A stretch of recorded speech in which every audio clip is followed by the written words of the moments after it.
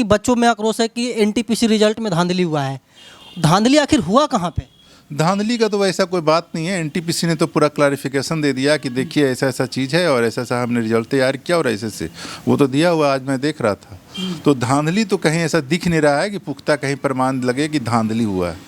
और अगर धांधली हुआ है तो वो करने वाले भी कुछ ना कुछ लोग बैठे हुए हैं जो स्टूडेंट के बीच में ही हैं। और वो टीचर साहब 5-5 जगह से फार्म भर दिया, उनका एनटीपीसी में रिजल्ट हो गया, तो यहाँ तो नुकसान छात्रों का हो गया। दूसरा जो सब जगह दिख रहा है सेटर, हर बुक स्टॉल पे पता है कि ये सेटर है, तो जहाँ कहीं सेटर मिले उस सेटर को कूचो वहीं पे पकड़ के। अब बच्चा पटना आया पढ़ने के लिए, अब उसको ये नहीं पता कि कहाँ बढ़िया क्या है नहीं है, बस डिमोटिवेट करो और वो तो रात में खाना भी नहीं खाएगा और रात भर ऐसे ही रह जाएगा। कल होकर के उसको लगेगा क्या हम कर रहे हैं। तो बच्चे सस्ते शिक्षे पकड़ लेते हैं, 200 रुपया में पढ़ लिए, 100 रुपया में पढ़ लिए। 200 रुपया में और 100 रुपया में क्या आपको एसएससी पढ़ा देगा जी, और बीपीएससी आईएएस पढ़ा देगा? वो तो एंटरटेनमेंट करेगा, कोई भी पढ़ाने वाला एंटरटेनमेंट करेगा, खैनी लगाएगा, वो लोगों लिखो 1857, वो तो लड़की के नथिया और बिंदिया के बात करेगा 200 रुपया में, और क्या चाहिए। तो कहीं न कहीं कोर्स ख़त्म होने के बाद स्टूडेंट को भी लगता है कि हम पढ़ाई कोची के किए, हम रेलवे के पढ़ें कि एसएससी का पढ़ें कि डिफेंस का पढ़ें कि बीपीएससी का पढ़ें कि यूपीएससी का पढ़ें। 2 साल दिल से तबीयत से पढ़ाई करो, फिर देखो सिलेक्शन कैसे नहीं होगा। और तुम में अभी तो इतना दम है, इतना शक्ति है, इतना ताकत है कि तुम अभी पहाड़ को पिघला के रख दोगे। लेकिन अपनी ताकत को निकालोगे तब ना, अंदर से समझोगे तब ना। बाहर आते हो बस बगुला की तरह ऐसे देखे लगते हो रोड पर, ऐसे थोड़े होगा तैयारी, है ना। एंटरटेनमेंट 100 रुपया 200 रुपया फीस देकर के एंटरटेनमेंट करोगे, उससे क्या होगा तैयारी। उससे अच्छा है कि तुम अकेले बैठ के पढ़ाई करो। जो करे शर्म उसके फूटे करम, शर्म छोड़ना पड़ेगा। पढ़ो, दिल से पढ़ो, काम करो, दिल से करो, मस्ती के साथ पढ़ाई करो, पढ़ाई के साथ मस्ती नहीं। फिर देखो रोजगार भी आपको मिलेगा और तरक्की पे भी आप पहुँचिएगा और ऊंचाइयों पे पहुँचिएगा, तरक्की को छूइए। अच्छा, सरकार का एक नीति समझ में नहीं आता सर। जब कोरोना आता है, जब कोरोना का मतलब कि जो केसेस होते हैं वो बढ़ने लगते हैं, तो सबसे पहले कोचिंग संस्थान को ही बंद किया जाता है। क्या ये सही है या गलत है? देखिए, कोरोना तो हमेशा जब से इंडिया में आया है कोरोना है ही, अवेलेबल रहा है। और जाके देखिए, अभी शादी ब्याह में जाके देखिए 50-50 लोग डीजे पर डांस कर रहे हैं। लवंडिया लंदन से लाएंगे और रात भर डीजे बजाएंगे। वहाँ तो उससे तो बढ़िया स्टूडेंट लोग हैं। मतलब लवंडिया लंदन से वो लाएगा और कोरोना फैलाएगा, और उसका भुक्तभोगी स्टूडेंट लोग हैं। बच्चे 10-10 साल पढ़ने के बावजूद भी अगर तैयार नहीं हो पा रहे हैं और एग्ज़ाम नहीं निकल रहा है, तो कहीं न कहीं दोनों तरफ से है। इसमें शिक्षक को भी अपनी गलती मानना चाहिए। अगर बच्चा सफल नहीं हो रहा है तो शिक्षक कहीं न कहीं दोषी है। और अगर नमस्कार, मैं अमित चौरसिया और आप देख रहे हैं नालंदा दस्तक। आज हम मौजूद हैं बिहार की राजधानी पटना के आईएएस मंत्रा में, और हमारे साथ चर्चा करने के लिए मौजूद हैं आईएएस मंत्रा के फाउंडर नवजीत सिंह रावत सर। कुछ दिन पहले रेलवे एनटीपीसी का रिजल्ट आया है, उसको लेकर के छात्रों में कहीं ना कहीं आक्रोश है। छात्रों के उस आक्रोश को नवजीत सर किस नज़र से देखते हैं, इसके साथ साथ हम चर्चा करेंगे कि बिहार से किस प्रकार बेरोजगारी को दूर किया जाए। नवजीत सर, सबसे पहले आपको हमारे चैनल पर स्वागत है। आपका भी स्वागत है, बहुत बहुत स्वागत है। सर, सीधा सवाल आपसे यही होगा कि एनटीपीसी का रिजल्ट आया कुछ दिन पहले, और उसको लेकर के कहीं ना कहीं बच्चों में, कहीं ना कहीं अभ्यर्थियों में एक आक्रोश है। वो धरना प्रदर्शन कर रहे हैं लगातार। उस बच्चे को, उस समस्या को आप किस नज़र से देखते हैं? क्या वाकई धांधली हुआ है रेलवे के, मतलब कि जो एनटीपीसी का रिजल्ट है उसमें? देखिए, बच्चों के जो आक्रोश है वो कहीं न कहीं जायज़ है। अब एक बेरोजगार बच्चा जो पटना में आके पढ़ाई कर रहा है इतना मुश्किल से वो पटना में रह रहा है, ठंड में, बरसात में, गर्मी में, और उसके बाद भी जब उसका रिजल्ट कहीं नहीं होता है, रेलवे हो या एसएससी हो या कहीं और नहीं हो, और पढ़ाने वाले तो पढ़ाते ही हैं, और इसके बाद भी जब रिजल्ट नहीं होता है 2 साल के बाद, 3 साल के बाद, तो आक्रोश तो आएगा ही आएगा। और इसी आक्रोश का फ़ायदा उठाने वाले बहुत सारे ऐसे असामाजिक तत्व भी हैं जो इन्हीं के बीच में हैं, जो इनके आग को बढ़ावा देते हैं। अब देखिए, कोई स्टूडेंट है, बेरोजगार है, अब कितना शिद्दत के साथ पढ़ना आता है, कोचिंग का फ़ी जमा करता है, नामी गुरु के पास जाता है कि मेरा नैया पार हो जाए। लेकिन कहीं न कहीं गवर्नमेंट का भी दोष है। गवर्नमेंट भी क्या करती है, वैकेंसी मान के चलिए 10, और फिर कहता है कि वैकेंसी हो गया 6, फिर उसी के अकॉर्डिंग वो रिजल्ट देती है। और बच्चा कहीं ना कहीं सोचता है कि गवर्नमेंट मेरे साथ धोखाधड़ी किया, वादा खिलाफी किया। और सबसे बड़ा उसके साथ साथ 3 दुश्मन और हैं स्टूडेंट के। 3 दुश्मन कौन है? एक दुश्मन वो है जो दिख नहीं रहा है।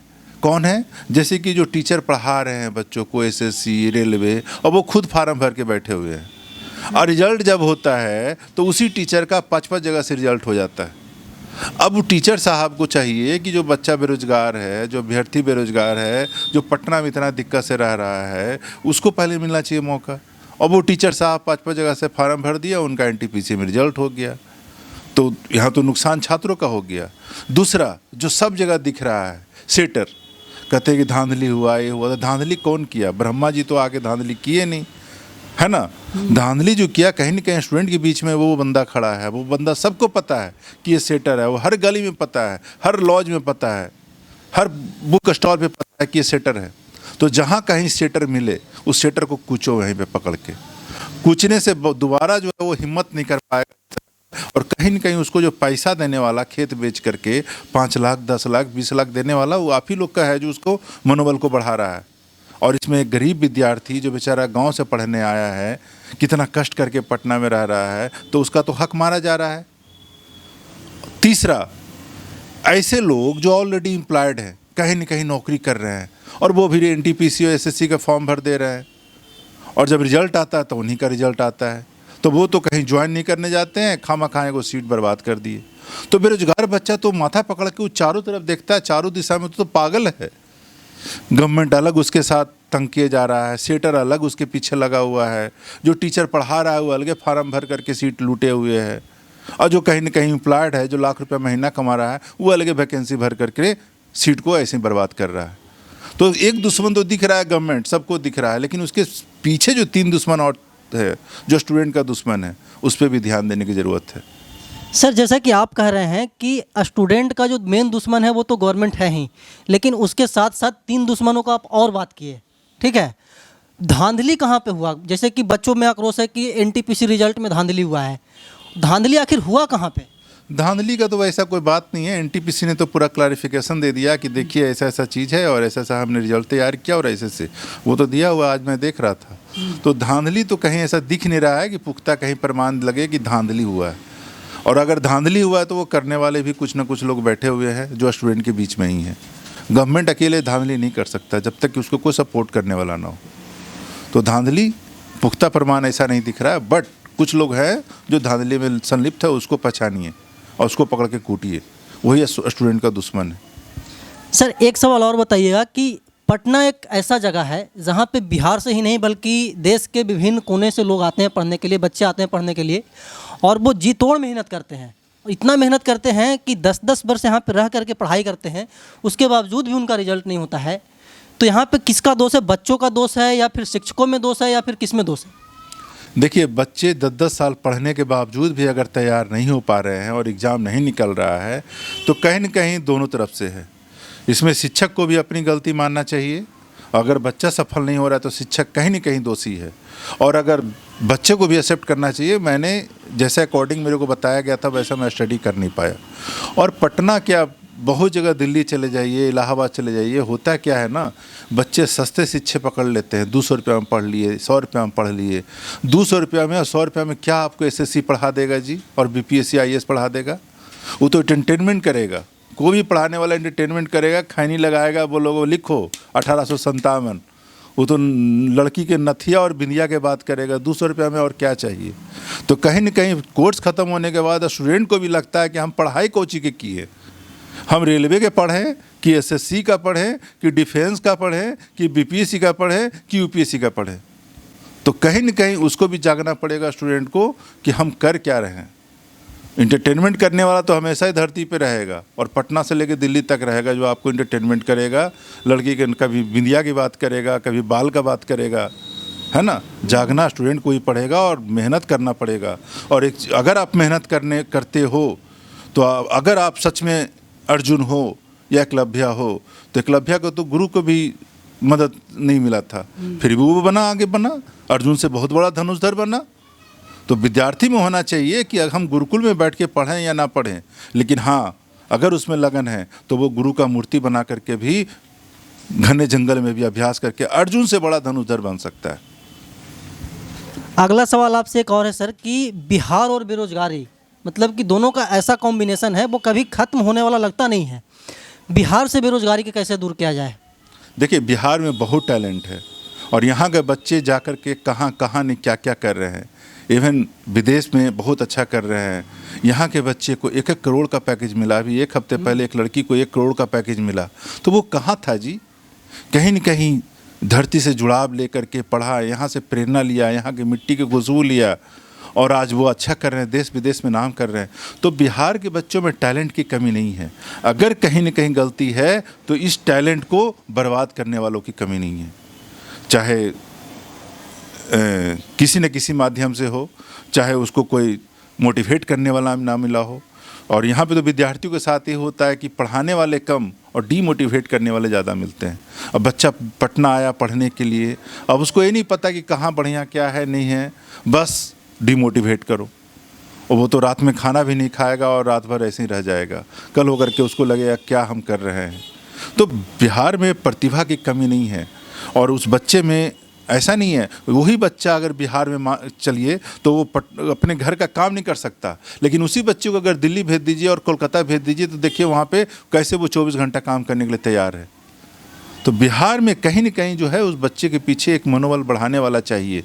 चाहे गुरु कर सकता है, उसके माता पिता कर सकते हैं। और बिहार में रोजगार की कमी नहीं है, रोजगार की कमी कभी न रहा है, लेकिन ये है कि थोड़ा सा शर्म तो त्यागना पड़ेगा।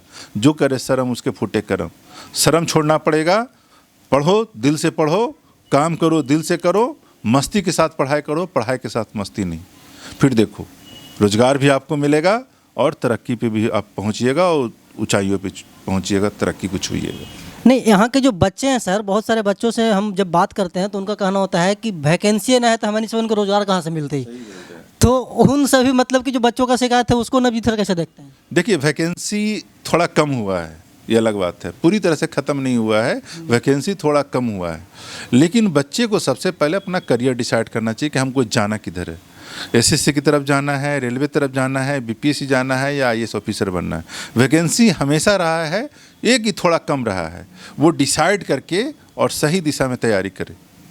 और तैयारी करने के लिए कोई कोचिंग और कोई गुरु की भी ज़रूरत नहीं पड़ेगी।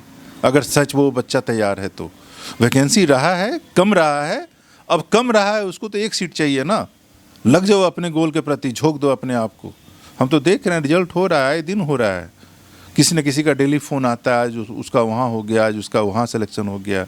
कोई ज्वाइन करने जा रहा है, कोई ज्वाइनिंग लेटर व्हाट्सअप कर रहा है। तो देखिए हो रहा है सिलेक्शन। अब कहीं न कहीं जो भीड़ है स्टूडेंट का, बेरोजगार का जो भीड़ है, तो देखिए उसको जो है मोटिवेट करने की ज़रूरत है, उसको मार्गदर्शन करने की ज़रूरत है और उसको सही में शिक्षा देने की ज़रूरत है। इंटरटेनमेंट करने की ज़रूरत नहीं है। इंटरटेनमेंट से कुछ नहीं होने वाला। इंटरटेनमेंट सिर्फ एक ही आदमी का भला होता है, सबका भला नहीं होता। आखिरी सवाल बताइएगा सर, कोरोना देश में एक ऐसा मतलब कि महामारी आया है जिसने हर एक जगत को मतलब कि ठेस पहुंचाया है, और अगर इसमें सबसे ज़्यादा अगर कोई आहत पहुंचा है तो वो शिक्षा मतलब की है।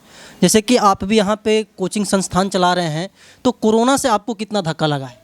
देखिए, कोरोना का ये तीसरा पैंडेमिक है जिसमें कि सभी कोचिंग इंस्टीट्यूट, स्कूल हो या कॉलेजेज हो, स्कूल और कॉलेजेज का तो उसको कोई फ़र्क नहीं पड़ने वाला। उसका फ़ी आ रहा है, वो तो चाहेंगे कि बंद ही रहे और हमारा ऑनलाइन कम से कम खर्च में ज़्यादा से ज़्यादा हमको मुनाफा हो। तो उनके लिए तो बहुत। लेकिन जो छोटे छोटे टीचर हैं जो कहीं पढ़ा रहे थे या जो आज पढ़ा रहे हैं, या कुछ 10 बच्चों को, 30 बच्चों को, 50 बच्चों को बैठ के पढ़ा रहे हैं, तो उनका रोजी रोटी से चलता है। तो उनके लिए तो सच में प्रॉब्लम है। ये पैंडमिक नहीं, उनके लिए तो वो बेचारा 3 पैंडमिक, 3 महामारी कैसे झेल चुके हैं उन्हीं को पता है।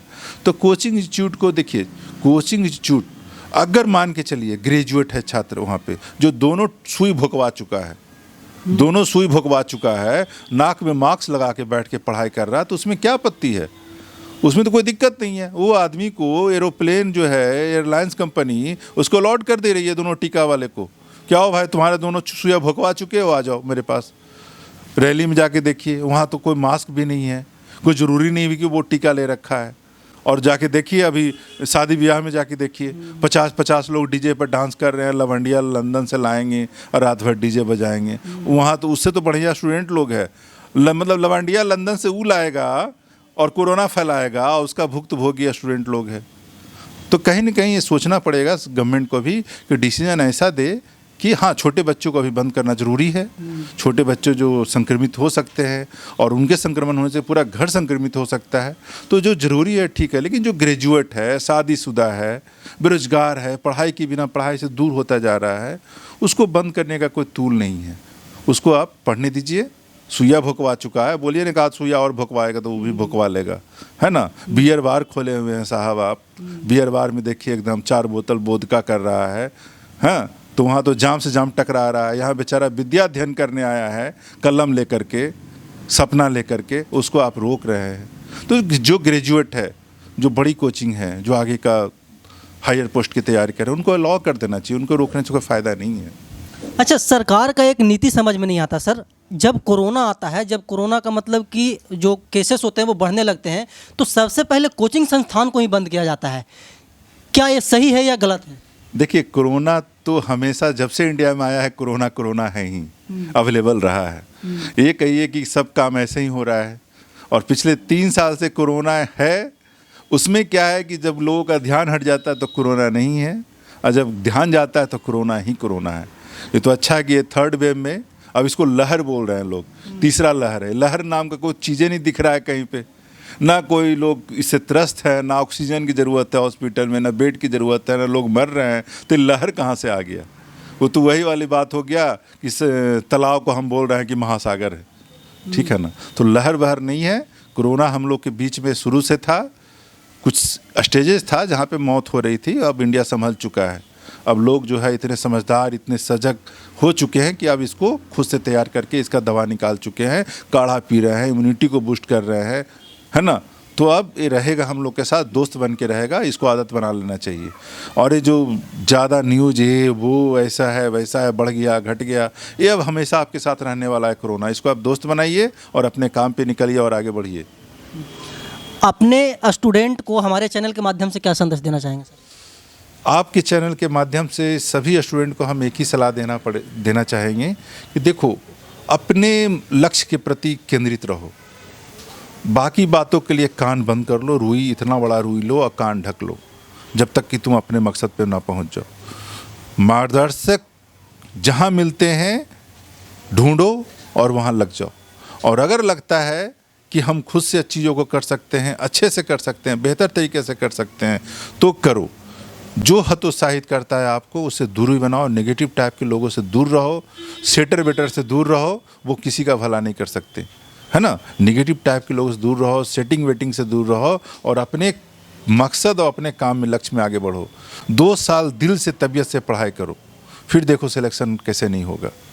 और तुम में अभी तो इतना दम है, इतना शक्ति है, इतना ताकत है कि तुम अभी पहाड़ को पिघला के रख दोगे।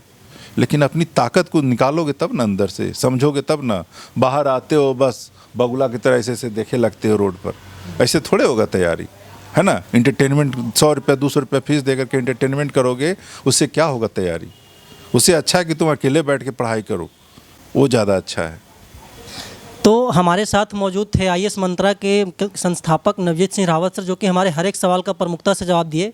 इनका कहना है कि रेलवे एनटीपीसी में धांधली कुछ नहीं हुआ है, वो स्टूडेंट का क्या है कि भ्रम है।